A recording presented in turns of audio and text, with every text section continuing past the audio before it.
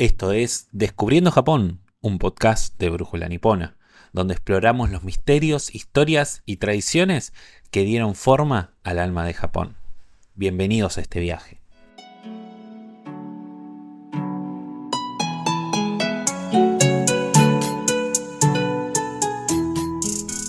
Desde tiempos inmemorables, las historias han sido el puente que conecta el pasado con el presente. Nos ayudan a entender de dónde venimos, quiénes somos y cómo percibimos el mundo. Pero, ¿qué pasaría si existiera un libro capaz de revelar no solo el origen de una nación, sino también los cimientos espirituales y culturales sobre los que se construyó? Imaginen un tiempo donde los dioses caminaban entre los hombres, donde montañas, ríos y mares no eran solo paisajes, sino entidades vivientes con voluntad propia. Un mundo en el que las palabras no solo narraban historias, sino que moldeaban la realidad. Japón tiene un libro que encierra este universo místico, la más antigua recopilación de mitos y leyendas del país, el Kojiki. Hace más de 1000 años, en un Japón que aún buscaba definir su identidad, nació este texto que cambiaría para siempre la forma en la que su gente entendía su historia. No es solo un relato sobre el origen de los dioses y la creación del mundo, también fue una herramienta de poder, símbolo de unidad y la base de muchas de las tradiciones que aún hoy perviven en la cultura japonesa. Pero, ¿por qué se escribió realmente el Kojiki? ¿Cómo se conservaron estas historias antes de ser registradas? ¿Qué relatos sorprendentes podemos descubrir en sus páginas? Y lo más intrigante, ¿cómo ha logrado perdurar su legado durante más de un milenio? Hoy nos sumergiremos en sus páginas para desenterrar los secretos que han trascendido en el tiempo, explorando el mundo donde lo sagrado y lo terrenal se entrelazan en un relato que sigue vivo en el corazón de Japón. Antes de empezar, te invito a que te prepares algo que te guste, busques el lugar más cómodo, cierres los ojos y te dejes llevar por este viaje a través de la historia y mitología de Japón. Uno de los rasgos más característicos de la cultura japonesa es su enorme capacidad histórica para asimilar conceptos estéticos y culturales de diversas tradiciones, tanto orientales como occidentales. A lo largo de los siglos, Japón ha integrado influencias externas y las ha fusionado con sus propias creencias, generando una identidad única basada en la adaptación y la reescritura. Esta síntesis se refleja en múltiples aspectos de su sociedad, desde la literatura y la filosofía hasta las costumbres, festividades y expresiones artísticas que han perdurado hasta la actualidad. En este contexto, el Shinto o sintoísmo, el sistema de creencias autóctono de Japón, ocupa un lugar central. Es la fuente de los mitos que explican el origen del mundo, de los dioses y los seres humanos que habitan las islas japonesas.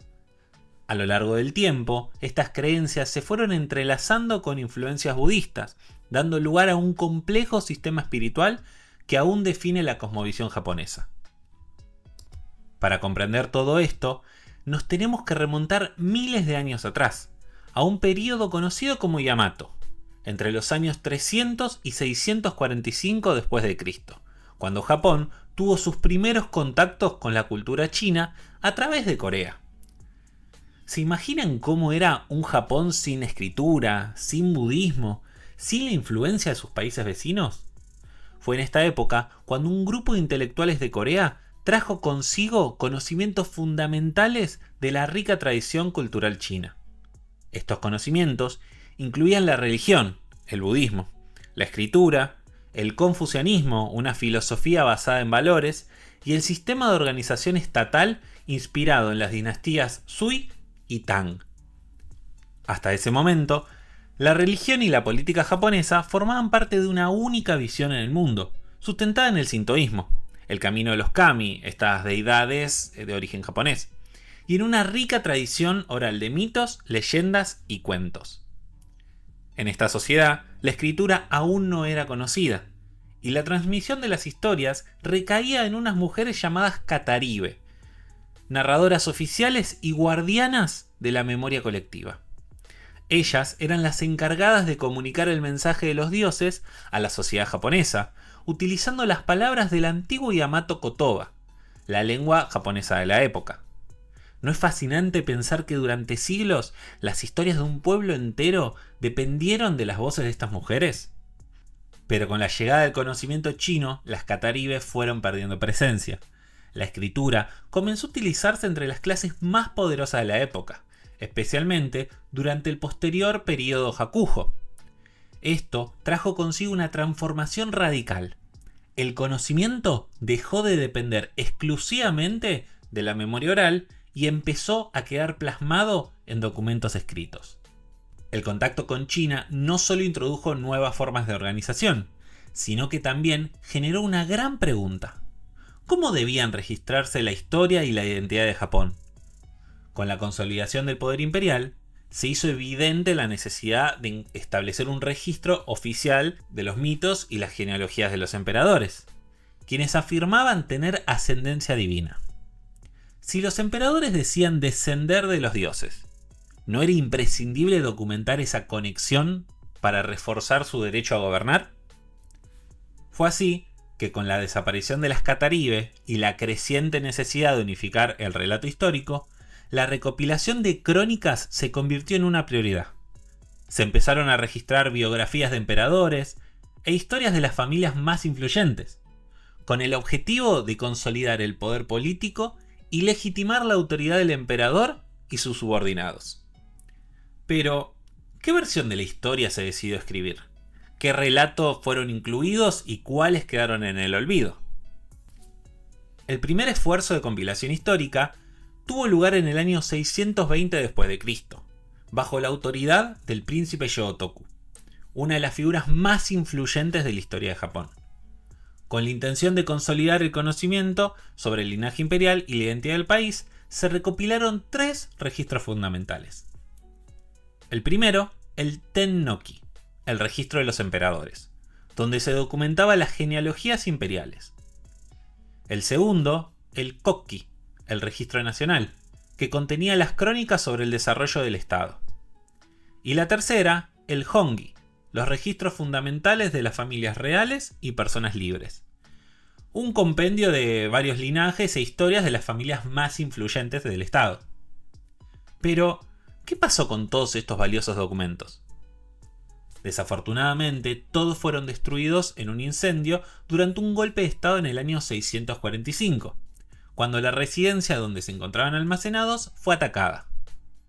¿Se imaginan perder los primeros registros escritos de una nación en un solo evento?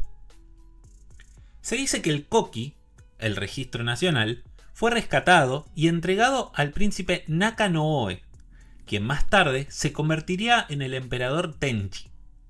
Sin embargo, este documento también se perdió tras la muerte de Tenchi, en medio de unos disturbios causados por una rebelión en el año 672.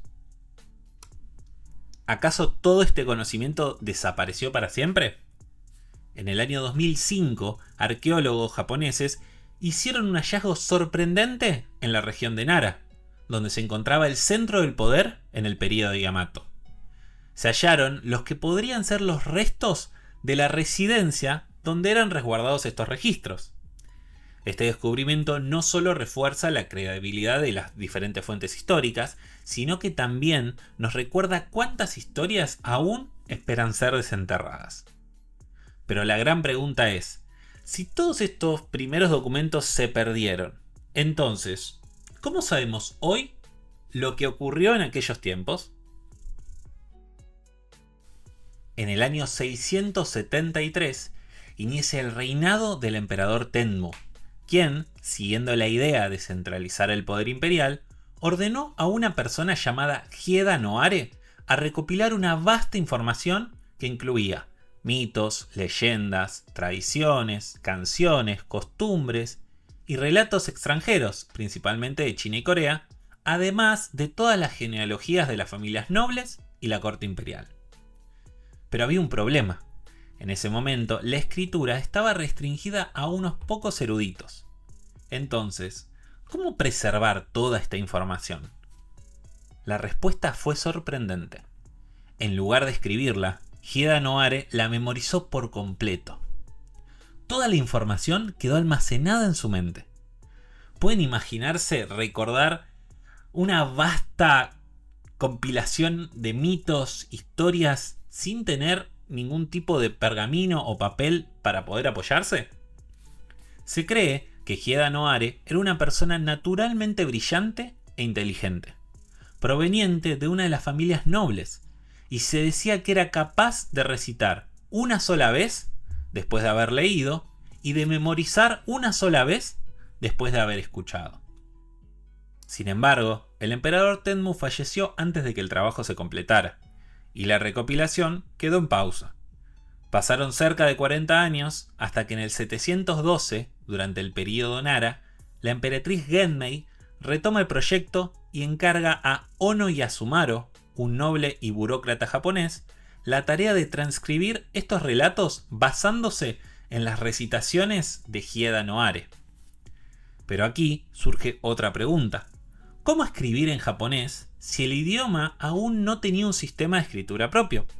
Este fue el primer intento de transcribir el idioma conocido como Yamato Kotoba, la lengua japonesa, adaptando los ideogramas chinos para así reflejar la fonética del japonés. Esto demuestra algo crucial: la necesidad del imperio japonés de establecer una identidad lingüística y una historia escrita que legitimara su poder político y cultural en toda la región. El trabajo de Ono Yasumaro no fue solo de escritura, sino también de preservación. Se preocupó por mantener las particularidades lingüísticas y semánticas de todos estos relatos, e incluso incluyó un glosario para aclarar los términos o lecturas confusas. Finalmente, el resultado de todo este esfuerzo fue una crónica dividida en 3 partes, presentada ante la emperatriz el día 28 del primer mes del 5º año de Wado, equivalente al 10 de marzo del año 712 después de Cristo. Estas crónicas recibieron el nombre de Kojiki, que significa registro de cosas antiguas. ¿Qué historias ocultaban dentro de sus páginas? ¿Qué secretos revelaban sobre los orígenes de Japón? Antes de seguir avanzando y sumergirnos en el misterioso mundo de la mitología japonesa, hagamos un pequeño alto en el camino. ¿Cómo sabemos lo que ocurrió en los orígenes de Japón? ¿En qué documentos se basan estas historias? En la historia japonesa existen 2 escritos fundamentales que narran los acontecimientos desde el comienzo de todo lo que conocemos. El primero es el mencionado Kojiki, el registro de las cosas antiguas, escrito y compilado en el año 712. El otro es el Nihon Shoki, publicado 8 años después, y es una serie de registros cronológicos un poco más detallados. Ambos textos comparten muchas similitudes, pero tienen diferencias clave que reflejan los propósitos para los cuales fueron escritos. El Kojiki tenía como objetivo justificar el linaje imperial, estableciendo una conexión directa con los dioses, y así poder demostrar la autoridad histórica de los emperadores. ¿Cómo se lograba? A través de mitos y relatos de tradición oral, escritos con un estilo poético y adaptando ideogramas chinos a la fonética japonesa de la época. Por otro lado, el Nihon Shoki tenía un enfoque distinto. En lugar de ser un relato mítico, presentaba crónicas más estructuradas y académicas, citando documentos extranjeros y con una clara intención política. La principal diferencia que tenía con el Kojiki es que estaba escrito en chino, porque estaba pensado para ser comprendido en China y así reforzar la posición de Japón como una nación con una historia oficial, bien documentada y legitimando el poder imperial en el área internacional. Ambos documentos son esenciales para entender la historia japonesa, pero en esta ocasión nos vamos a centrar en el misterioso y apasionante relato del Kojiki. Para comenzar esta aventura, primero debemos entender su estructura. El Kojiki se divide en 3 grandes secciones, abarcando la historia desde la creación del universo hasta el gobierno imperial de la emperatriz Suiko en el año 592. La primera parte, Kami-yo no Maki, la era de los dioses. Acá vamos a encontrar la narración del origen del universo y de los primeros dioses, los cuales darán forma a la Tierra y establecerán el linaje divino. La segunda parte, Shinwa no Maki, la era de los héroes, relata las hazañas de los dioses descendidos a la Tierra y sus linajes, dando así a los primeros gobernantes. Y la tercera parte, Shindai no Maki, la era de los hombres, contiene los relatos históricos sobre los reinados de distintos emperadores hasta llegar a la emperatriz Suiko en el siglo VII.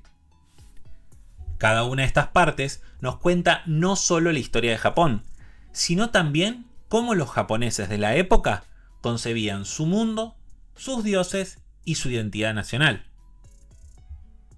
Ahora que conocemos su origen y estructura, ¿están listos para adentrarse en los mitos y relatos más antiguos de Japón? El Kojiki es mucho más que un simple libro antiguo. Es la memoria de Japón, el testimonio de su mitología y la clave para comprender su cultura.